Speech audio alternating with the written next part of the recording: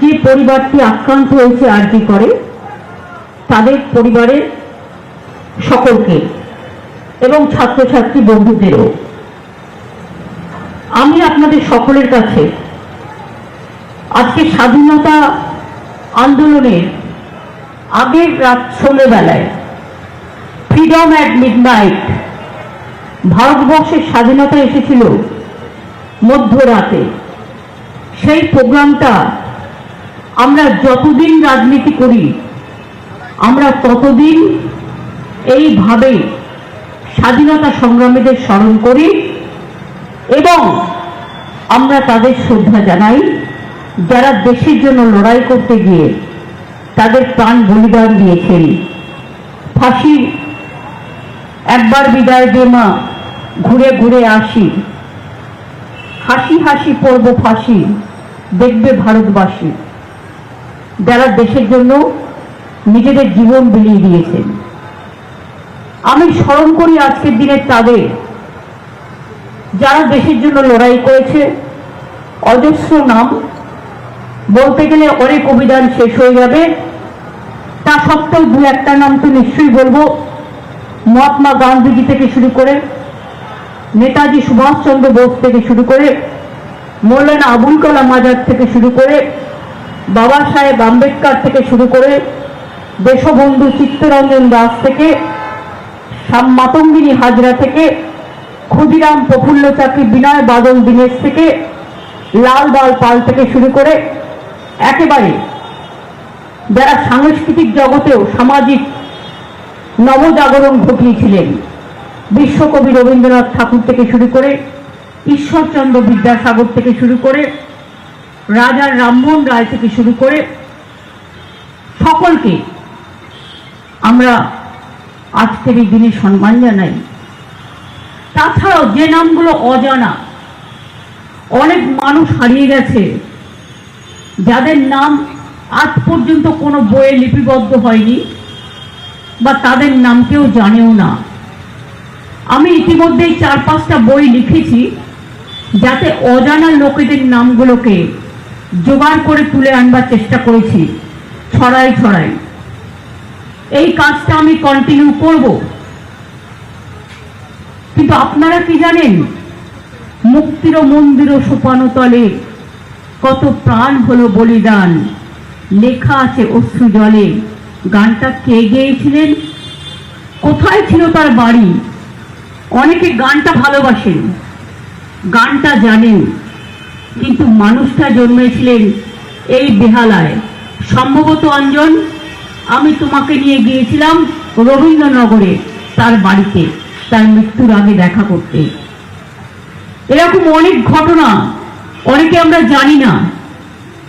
একবার আমি দিল্লি এয়ারপোর্টে যখন যাদবপুরের এমপি আপনাদের দ্বারা নির্বাচিত আমি আসছিলাম, বিমানবন্দরে আমার সাথে দেখা হলো একজন সিনিয়র সিটিজেন। তিনি এসে আমাকে বললেন, ममता जी हमको एक बात कहना है। আমি বললাম कहिए। उन्हीं আমাকে বললেন, आप तो सुना है मेरे वतन लोका लोगो जो गान लता जी ने गाया, लेकिन आपको पता है वो गान किसने लिखा था? আমি তখন বললাম, नहीं मेरे को तो सच पता नहीं है कि इसका तो नाम हम लोग सुना नहीं है। जो गाते हैं उसको नाम हम जानते हैं, गाना भी जानते हैं, लेकिन कौन लिखा है ये मेरे को पता नहीं है। तखन भद्रलोक एसे बोलছে, मैं प्रदीप जी हूँ, ये गाना मैंने लिखा, लेकिन किसी को कोई किसी ने कभी हमारा नाम नहीं लेता। আমি তখন বললাম, আমি অন্তত তোমার নাম নেব এবং অন্তত যতটা পারি কিছু মানুষকে জানাবো। কাজে আজকে আমরা অনেক কিছু আমরা জানি, আবার অনেক কিছু পরে জানতে পেরেছি। এটা আমাদের মাথায় রাখতে হবে। আমাদের যারা নিউ জেনারেশন, যারা আজকে স্টুডেন্ট, যারা স্কুল কলেজে পড়াশোনা করে, এই ইতিহাসগুলো জানতে হবে।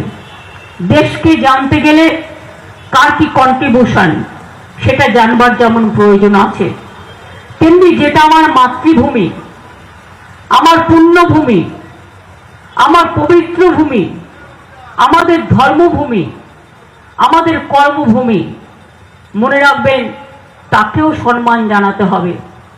আমি তো বলি আমাকে কেউ 1000টা গালাগালি দিলেও আর সোশ্যাল নেটওয়ার্কে মিথ্যে প্রচার করলে, সবাই যে মিথ্যে প্রচার করে তা নয়, একটা গ্রুপ তো করছে পরিকল্পিতভাবে। আমি বলি আমাকে যত ইচ্ছে গাল দিন, আমি এটা শুনতে শুনতে অভ্যস্ত হয়ে গেছি, কিন্তু দয়া করে বাংলা মাকে অসম্মান করবেন না।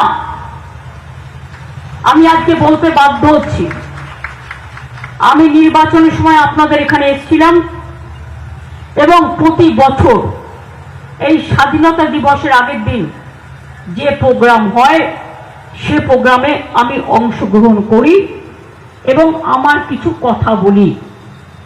আপনারা বলুন তো, যারা এ আজাদি ঝুটা হ্যাঁ বলতো তারা স্বাধীনতা দিবসের মর্যাদা বুঝবে কি করে? স্বাধীনতা দিবস পালন করেছেন কোনোদিনও? সরকারে থাকাকালীন 2 বছর পালন করেছিলেন বামফ্রন্ট সরকারের 34 বছর রাজত্বকালের শেষে 2 বার, সেখানেও একবার উল্টো পতাকা লাগানো হয়েছিল। আর বিজেপি দলটা তো তখন জন্মগ্রহণই করেনি, স্বাধীনতার কথা জানবেন কি করে? পেয়ে গেছে ক্ষমতা, চলে এসেছে ক্ষমতায়, তাদের কাজ দেশটাকে ছিন্ন বিচ্ছিন্ন করা, সমাজটাকে ছিন্ন বিচ্ছিন্ন করা, ধর্মের নামে বিভেদমূলক আচরণ করা, মানুষে মানুষে ভেদাভেদ লাগিয়ে দেওয়া, ধর্মে বর্ণে জাতিতে জাতিতে ভেদাভেদ লাগিয়ে দেওয়া। তারা ঐক্য চায় না, এই জিনিস বেশি দিন চলে না। এবং তাই জেনে রাখবেন, আমি দুঃখিত আজকের দিনে কথা বলতে হচ্ছে, কিন্তু বলতে আমি বাধ্য হচ্ছি তার কারণে তাদের আচরণে, যার জন্য এবার মোদিজি মেজরিটি একক পায়নি, অনেকের উপর নির্ভর করে তাকে পা দিয়ে চলতে হচ্ছে। আগামী দিন যেই কেউ কেউ পা সরিয়ে নেবে এই গভর্নমেন্টটাও পড়ে যাবে, এটা মাথায় রাখবেন। একটা মিথ্যে কথা বারবার বলতে বলতে লেবু কচলালে যেমন তেতো হয়, লেবু যত কচলাবে রসটা বেরিয়ে যাওয়ার পর যদি আপনি লেবুটা বারবার কচলান সেই লেবুটা কিন্তু তেতো হয়ে যায়।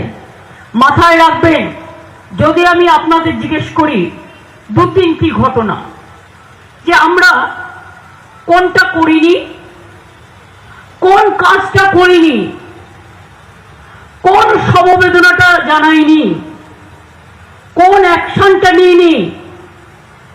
ঘটনা যখন ঘটেছিল আমি ঝাড়গ্রামে ছিলাম, আমি ঝাড়গ্রাম থেকে ফিরছিলাম, হঠাৎ খবরটা গাড়িতে আস্তে আস্তে জানতে পারলাম। জানতে পেরেই সঙ্গে সঙ্গে আমি কলকাতা পুলিশ কমিশনার বিনীত গোয়েলের সাথে যোগাযোগ করলাম। ওরা তখন আমাকে রিপোর্ট করলেন যে আমরা এখানে আছি হাসপাতালে, ওনাদের বাবা মাও এসছেন। আমি বাবার সাথে কথা বললাম, বাবা বললেন একটু মায়ের সাথেও কথা বলুন, মায়ের সাথেও কথা বললাম এবং তাদের আমি বলেছিলাম যে পুলিশ তদন্ত করবে এবং আমি ওদের ফাঁসি চাই। আমি সেই কথা প্রথম দিন থেকে বলে এসেছি, আজও আমি এটাকে স্টিক করি এবং আমি বলেছিলাম আমি আপনাদের বাড়ি খুব শীঘ্রই যাব। যেহেতু ওনাদের একটা কাজ ছিল, পারিবারিক কাজ থাকে জানেন মৃত্যুর পর, সেই সময়টা ডিস্টার্ব করাটা ঠিক হতো না। সোমবার রবিবার দিন মনে হয় সম্ভবত কাজটা ছিল, তাই সোমবার দিন আমি তাদের বাড়িতে গিয়েছিলাম। আর ঘটনাটা ঘটেছিল কবে? সম্ভবত শুক্রবার। আমি ওনাদের বাড়ি সোমবার গিয়েছিলাম। ততক্ষণ পর্যন্ত পুলিশ, সেদিন রাতের ঘটনা শুনুন, আমার সাথে 100 বার কথা হয়েছে, মিনিট টু মিনিট।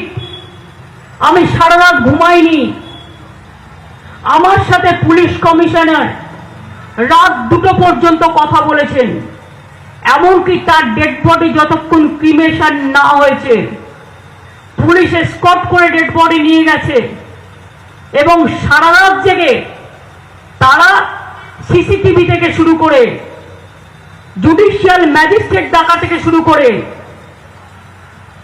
ভিডিও করে রাখা থেকে শুরু করে, তারপরের দিনও ডিএনএ টেস্ট থেকে শুরু করে, স্যাম্পল কালেকশন থেকে শুরু করে, শুনে রাখুন গত 1 মাসের সিসিটিভি আমি যেটা শুনেছি, পুরো খতিয়ে দেখার জন্য কে আসছে, কে এসেছে, কে না এসেছে, 164 জনকে অ্যাপয়েন্টমেন্ট করেছিল তারা।